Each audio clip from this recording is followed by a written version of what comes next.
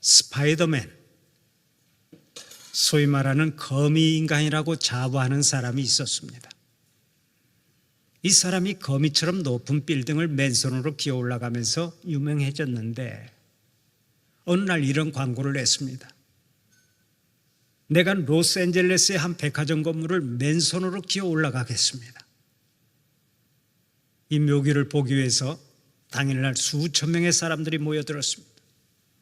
거미 인간은 사람들이 보는 앞에서 천천히 그 건물을 올라가기 시작했습니다. 창문의 모서리를 잡기도 하고 불룩하게 튀어나온 벽돌을 잡으면서 한층 한층 올라갔습니다. 사람들은 손에 땀을 쥐면서 그 광경을 지켜보았습니다. 이제 그는 백화점의 건물을 거의 다 올라갔습니다. 한 번만 힘을 쓰면 다 올라가게 됩니다. 그런데 그 거미 인간이 아주 사소한 실수로 추락사하고 말았습니다.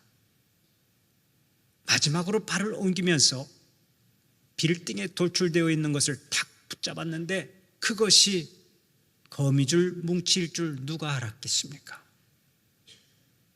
그는 벽돌을 덮고 있는 거미줄 뭉치를 튀어나온 벽돌로 생각을 했고 그것을 붙잡았다가 추락하여 죽은 것입니다. 아무리 뛰어난 거미 인간이라고 해도 견고하지 못한 것을 붙잡으면 추락하게 되어 있습니다. 허망한 것을 붙잡으면 실패할 수밖에 없는 것입니다. 오늘도 사람들은 너나 할 것 없이 무엇인가를 붙잡으려고 애쓰죠. 피차 불완전한 존재이기 때문에 무언가를 의지하려고 합니다. 무언가를 붙잡으려고 애를 씁니다. 지금 이 시간에도 그 누군가의 손을 잡으려고 동분서주하는 사람들이 많습니다. 그러면 사람들이 즐겨 잡으려고 하는 손은 어떤 손이 있습니까? 먼저 권력이라고 하는 손이 있습니다. 정치 본능을 가지고 있는 인간이 가장 잡기 좋아하는 손이 바로 권력의 손입니다. 우리가 아는 대로 권력이라고 하는 것이 얼마나 매력적입니까? 권력자의 말 한마디에 사람들이 쩔쩔맵니다. 안 되는 게 없습니다. 그래서 그런지 사람들은 이 손을 한번 잡으면 놓으려고 하지를 않습니다. 그러나 미안한 얘기지만 한순간에 사라져버리는 것이 바로 권력의 손입니다. 안개와 같은 손이 권력의 손인 것입니다. 한때 세상을 호령했던 알렉산더 대왕이나 네로 황제나 나폴레옹이나 히틀러나 스탈린이 지금 어디에 있습니까? 또 우리나라의 박정희 대통령이나 전두환 대통령이 지금 어디에 있습니까? 권력의 손처럼 허무한 손이 없는 것입니다. 다음으로 재물이라고 하는 손이 있습니다. 이 재물이라고 하는 손도 참 매력이 있습니다. 현대사회에서 물질의 위력은 상상을 초월합니다. 그래서 지금도 이 재물의 손을 잡으려고 올인하는 사람들이 많습니다. 건강과 체면과 명예까지 담보하면서 돈을 벌려고 애쓰는 사람들이 많죠. 그러나 한 가지 기억해야 할 것이 있습니다. 우리 하나님께서는 돈을 벌어서 움켜쥐라고 돈을 주는 것이 아닙니다. 하나님께서는 잘 쓰라고 돈을 주는 것입니다. 돈의 존재 의미는 그런 의미에서 쓰는 데 있다고 말할 수가 있습니다. 돈을 쓸 줄 모르고 움켜만 쥐고 있는 사람은 불행한 사람인 것입니다. 돈을 벌어서 잘 쓰는 사람이 진정 행복한 사람이라고 말할 수 있습니다. 영웅 본색이라고 하는 영화로 일약 대스타가 되었던 홍콩의 영화배우 주윤발은 기부왕으로 알려져 있습니다. 그는 평소에 대중교통을 이용하면서 소탈하게 살아가는데 그는 자신의 전 재산 1조 원을 사회에 기부하겠다고 약속했습니다. 지금까지도 많은 돈을 기부했는데 그는 늘 이렇게 말합니다. 돈은 내 것이 아니다. 그저 잠시 내가 보관하고 있을 뿐이다. 주윤발은 돈을 잘 벌 줄 알았지만 돈을 잘 쓸 줄도 아는 사람입니다. 우리가 좋아하는 돈은 우리에게 많은 것을 가져다 주지만 막상 내가 세상을 떠날 때는 나를 잡아주지 않습니다. 그래서 재물의 손만 잡으려고 하는 사람은 마지막에 허망하게 끝나는 것입니다.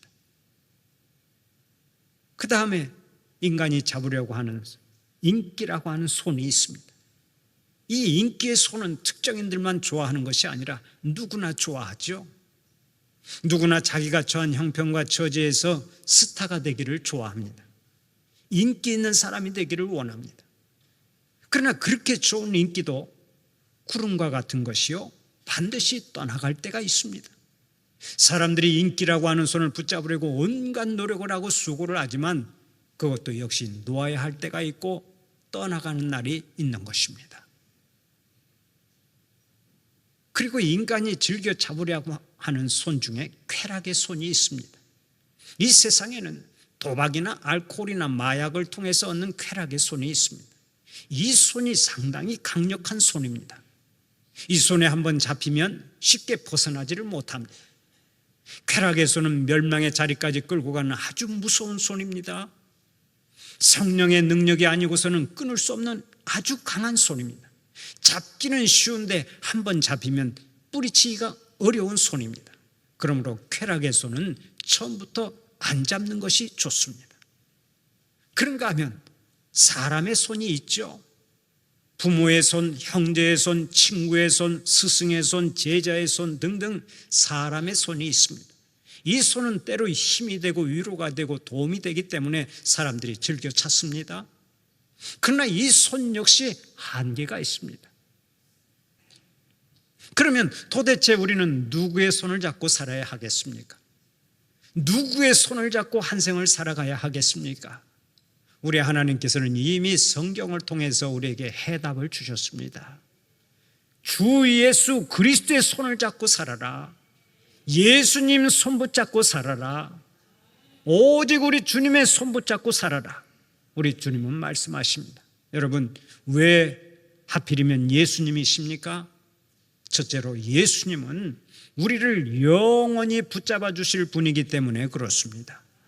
이 세상에 존재하는 그 어떤 손도 우리의 손을 놓지 않으면 안 될 때가 있습니다.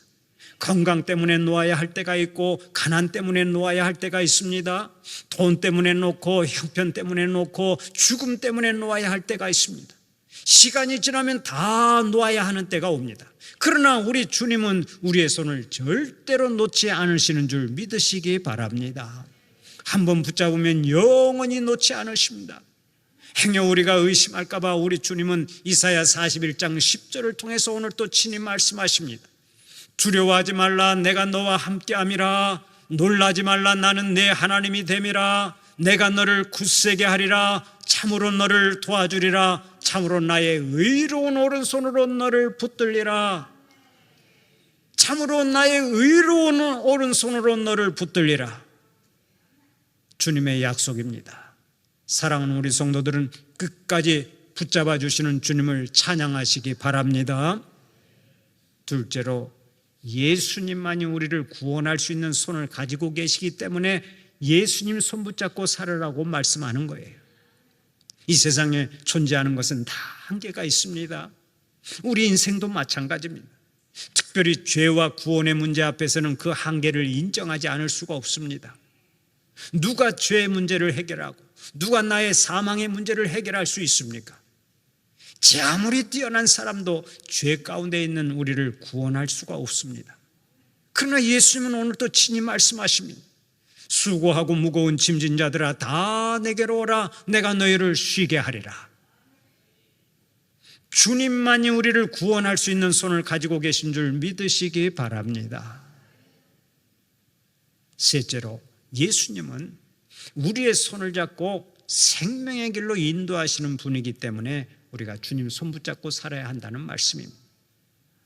주님은 우리의 손을 잡고 멸망의 길로 인도하시는 분이 아닙니다. 주님은 우리를 생명의 길로 인도하시는 분입니다. 우리를 승리의 길로, 우리를 축복의 길로, 우리를 구원의 길로 인도하시는 유일한 분이 예수님이십니다. 하나님은 우리를 구원할 다른 이름을 이 세상에 주신 적이 없습니다. 그러므로 주님의 손을 붙잡는 사람만이 복 있는 사람이 되는 것입니다. 주님은 주님의 손으로 만물을 창조하셨습니다. 지금도 그 손으로 만물을 주관하십니다. 친히 지탱하고 계십니다. 인간의 생사화복을 주장하십니다. 인간의 흥망성쇠를 주장하십니다. 모든 백성을 통치하고 계십니다. 주님은 역사의 방관자가 아닙니다. 인간의 역사를 외면하고 그냥 구경만 하시는 분이 아니라고요. 끊임없이 인간의 사건 하나하나에 개입하시고 섭리하시고 역사하고 계십니다. 그래서 때를 따라 우리의 손을 들어주시고 우리에게 승리를 선언하십니다. 우리는 의식을 못하지만 주님께서는 지금도 우리의 손을 잡아주시고 우리의 손을 이끌어주시고 걸음걸음 인도해 주시는 것입니다. 그러므로 주님의 손을 잡는 사람은 실패가 없습니다. 영원한 패배가 없습니다. 물론 우리가 한 생을 살면서 잡아야 할 여러 가지 손이 있죠. 때로 권력의 손도 잡아야 하고 재물의 손도 잡아야 하고 명예의 손도 잡아야 합니다. 사랑하는 사람의 손도 잡고 자식의 손도 잡고 이웃의 손도 잡아야 합니다. 그러나 먼저 주님의 손을 잡아야 될 줄로 믿습니다. 세상의 손은 적당히 잡고 주님의 손을 굳게 잡아야 한다는 말씀입니다. 안 잡아도 되는 손을 잡고서 주님의 손을 놓쳐버리면 큰 낭패입니다. 오늘날 많은 그리스도인들이 주님의 손은 희미하게 잡고 세상의 손에만 매달립니다. 생명 걸고 세상의 손에만 매달리는 성도가 있습니다. 얼마나 어리석은 인생인지 모릅니다. 우리를 끝까지 붙잡아 주시고 끝까지 이끌어 주실 손은 우리 주님의 손밖에 없는 줄 믿으시기를 바랍니다. 주님의 손을 확실하게 붙잡고 살아가는 여러분들이 되시기를 바랍니다. 오늘의 본문을 보면 평생 우리 주님의 손을 붙잡고 살았던 사람이 소개됩니다. 그 사람이 누굽니까? 바로 요셉입니다. 요셉은 일찍부터 인생의 해답을 알았습니다. 주님의 손을 잡고만 살아가면 승리하는 인생이 되는 것을 너무나 잘 알고 살았습니다. 그래서 힘들어도 주님의 손을 잡고 억울해도 주님의 손을 잡았습니다. 심지어 누명을 쓰고 감옥에 들어가서도 주님의 손을 잡고 살았습니다. 그랬더니 우리 주님께서 요셉의 손을 높이 들어주셨죠. 요셉은 형들에게 버림을 받고 죽을 수밖에 없었습니다. 이국 땅 감옥에서 아무도 모르게 사라질 수도 있었습니다. 그런데 주님께서 요셉의 손을 들어줘 애굽의 총리가 되는 영광을 누렸습니다. 겉보기에는 바로 왕이 요셉의 손을 들어준 것처럼 보입니다. 그러나 그것이 아닙니다. 바로에게 요셉의 손을 들어주도록 하신 분은 우리 주님이신 것입니다. 그러므로 아무리 어려운 자리에 있다 해도 우리는 주님의 손을 붙잡아야 될 줄로 압니다. 주님의 손을 붙잡기만 하면 주님께서 내 손을 들어주시는 줄 믿으시기를 바랍니다. 요셉은 애굽으로 팔려가면서 이제 아무도 손잡아 줄 사람이 없었습니다. 의지했던 형들이 자기를 팔아버렸으니 누구의 손을 잡겠습니까? 부모를 멀리 떠나왔으니 누구의 손을 잡겠습니까? 억울하게 누명을 쓰고 감옥에 갔으니 누가 손을 잡아주겠습니까? 그러나 사람의 손이 없다고 해서 끝난 것이 아닙니다. 사람의 손은 없어도 우리 주님의 손은 우리와 늘 함께 하시는 줄 믿으시기를 바랍니다. 오히려 우리가 가장 큰 은혜를 받고 축복을 받을 때는 사람의 손이 다 끊어진 때입니다. 사람의 손은 끊어지고 주님의 손만 크게 보일 때 거기서부터 새로운 역사가 시작되고 축복의 문이 활짝 열리는 것입니다. 말이 그렇지 요셉의 전반부 인생은 눈물 없이 들을 수 없는 얘기입니다. 그는 겨우 17살 먹었을 때 애굽으로 팔려갔죠. 막말로 하면 형들이 시기 질투하여 노예로 팔아먹은 것이고, 하나님의 섭리대로 말하면 하나님께서 애굽으로 유학을 보내신 것입니다. 광야 학교로 유학을 보내신 거라고요. 그로 인해 요셉은 13년 동안 많은 고생을 했습니다. 노예로 일하다가 억울하게 누명을 쓰고 감옥에까지 들어갔습니다. 그러다가 하나님의 특별한 은혜로 애굽의 총리가 되는 복을 얻었습니다. 상상을 초월하는 복이 있죠. 그런데 오늘의 본문을 보면 애굽의 총리가 된 요셉이 옛날에 자기를 팔아먹은 형들을 만납니다. 요셉이 높은 권좌에 앉아서 자기의 형들을 만나게 되는 것입니다. 요셉이 형들을 만나지만 누가 봐도 형들은 원수들입니다. 동생을 죽이려고 하다가 노예로 팔아먹었으니 그들은 형제가 아니고 원수였던 것입니다. 그런데 요셉은 형들을 원수로 보지 않았습니다. 옛날 모습 그대로 형들을 영접하고 위로했습니다. 문자 그대로 원수를 사랑하고 원수를 축복한 것입니다. 어떻게 이럴 수가 있습니까? 요셉은 자기에게 일어난 모든 사건이 하나님의 섭리 가운데서 일어났다고 하는 것을 확실히 믿었기 때문에 그렇게 축복할 수 있었던 거예요. 자신이 형들에 의해서 노예로 팔려갔지만 실제로는 그것이 하나님께서 앞서 보내신 것이라는 얘기입니다.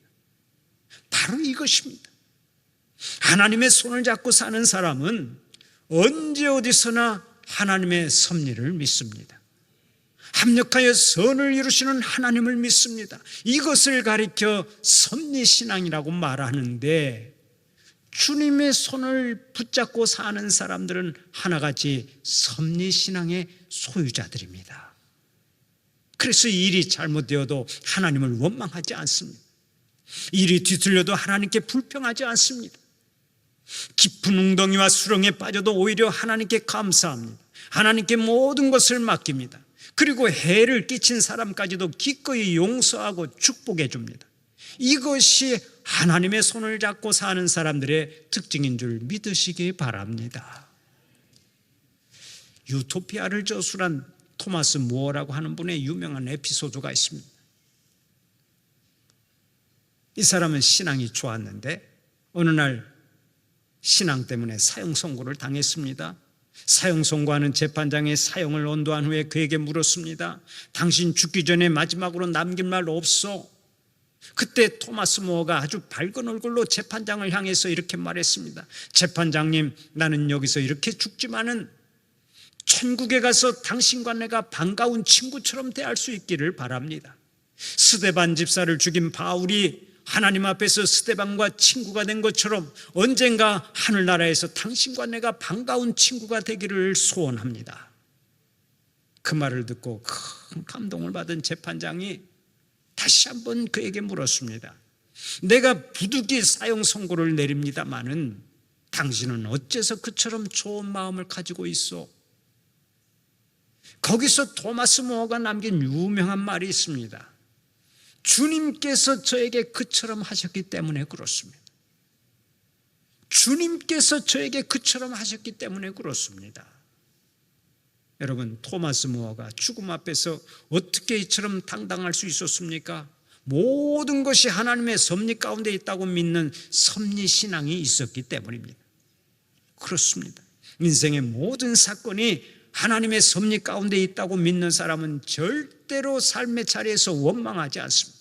낙심하지 않습니다. 모든 일에 감사합니다. 모든 것을 용서합니다. 모든 사람을 축복합니다. 그렇게 하지 않고서는 견딜 수가 없는 것입니다. 오늘 본문에 나오는 요셉을 보십시오. 요셉은 하나님의 큰 은혜의 섭리를 깨닫습니다. 하나님의 큰 경륜을 깨닫고 그 경륜 속에 자기가 있다고 하는 것을 알고 있습니다. 그래서 자기를 과거를 묻지 않고 오히려 축복을 하지요. 바로 이것을 우리가 주목해야 합니다. 섭리신앙을 가진 사람은 일체 과거를 묻지 않습니다. 과거를 청산하지 못하면 하나님의 섭리를 부정하는 자가 되기 때문에 그렇습니다. 사랑하는 우리 성도들은 요셉처럼 섭리신앙을 가지고 살아가는 복이 있기를 바랍니다. 그렇다면 우리 성도들은 과거를 묻지 마세요. 요셉은 형들이 자기를 팔아먹어서 애굽에 온 것이 아니라 하나님께서 미리 보내셔서 애굽에 왔다고 고백합니다. 여러분, 얼마나 멋진 해석입니까? 인생은 해석이 중요한데 요셉은 항상 하나님을 생각하며 인생을 해석했습니다. 하나님을 빼고서 인생을 해석한 적이 없습니다. 그래서 모든 일에 승리하고 모든 일에 감사가 넘쳤던 것입니다. 여러분, 지금 여러분의 심령에 분노가 있지는 않습니까? 자꾸 원망이 생기고 미움이 생기고 불평이 생기지는 않습니까? 그렇다면 혹시 주님을 빼고 인생을 해석하지 않았는지 살펴보시기를 바랍니다. 주님 없이 인생을 해석하면 화가 납니다. 원망이 생깁니다. 맥이 빠집니다. 침통해집니다. 연약해집니다. 주님 없이 삶을 해석하면 낙심에 빠집니다. 선을 행하다가 낙심하는 이유가 무엇입니까? 주님을 넣고 해석하다가 주님을 빼고 해석했기 때문에 그렇습니다. 모든 것은 주님의 섭리 가운데 일어나는 줄 믿습니다 하고 주님을 넣고 해석하면 실패가 없는 거예요. 모든 일에 감사하고 모든 사람을 용서하고 모든 것을 합하여 선을 이룰 수 있게 되는 줄 믿으시기 바랍니다. 주님 없이 인생을 해석하지 마세요. 주님 없이 배우자를 해석하지 마세요. 주님 없이 자녀를 해석하지 마세요. 주님 없이는 그 어떤 것도 해석하지 마세요. 참새 한 마리가 땅에 떨어지는 것도 주님의 허락이 없이는 안 되는 것입니다. 인생의 숱한 만남도 주님의 허락 없이는 안 됩니다. 생각하지 않은 고난까지도 주님의 허락 없이는 안 됩니다. 그러므로 인생을 해석하는 마스터 키는 오직 예수님이 되어야 할 줄로 믿습니다. 어떤 여자 집사님이 지하철에서 전도를 하다가 한 남자에게 얻어맞았습니다. 복음을 전하는데 시끄럽다고 한 남자가 두들겨 패버린 것입니다. 보통 사람 같으면 크게 흥분하거나 아니면 낙심했을지 모릅니다. 그런데 그 여자 집사님은 달랐습니다. 교회에 돌아와서 참으로 행복한 얼굴로 이렇게 고백했습니다. 오늘 제가 예수님의 제자인 것을 확실히 확인하고 돌아왔습니다. 복음 전하다가 두들겨 맞았는데 예수님을 놓고 해석을 하니까 인생이 완전히 달라진 것입니다. 한번 따라서 해봅시다. 인생은 해석이 중요하다. 예수님 없이 인생을 해석하지 말자. 오직 예수님과 함께 인생을 해석하자. 아멘입니까? 범사에 예수님 없이 인생을 해석하는 일이 없기를 바랍니다. 언제나 예수님을 놓고 인생을 해석하면 우리는 범사에 승리하고 하나님의 영광 높이 드러내고 늘 감사가 넘쳐나게 되는 것입니다. 나이가 들면 시력이 자꾸 나빠지죠. 작은 글씨가 잘 보이지 않습니다. 그러면 주님께서 이제 세상 것 그만 보고 영의 눈으로 하늘 보고 살라고 그러시는구나 하고 해석하세요. 아멘을 세 사람밖에 안 넣는 이유가 뭡니까? 나이가 들어서 자꾸 작은 것까지 보고 무슨 먼지가 이렇게 많아 그러면서 시비 걸고 또 책망하고 그럴 거 없다고요. 그저 작은 것 잘 보이지 않고 그러면은 이제 영의 눈으로 하늘 보고 살라고 그러시는구나 하고 해석하고 살면 우리는 승리할 수 있는 거예요. 또 귀가 잘 안 들리면 주님께서 이제 세상에 쓸데없는 소리는 그만 듣고 하늘의 음성을 귀 기울이라고 그러시는구나 하고 해석하고 살아가라고. 자꾸 원망하고 슬퍼할 필요 없습니다. 주님과 함께 해석하면 모든 것이 즐거워집니다. 모든 것이 감사해지는 것이. 똑같은 환경에서도 어떤 사람은 슬퍼하고 어떤 사람은 마냥 기뻐합니다. 그 모든 것이 사실은 해석의 차이입니다.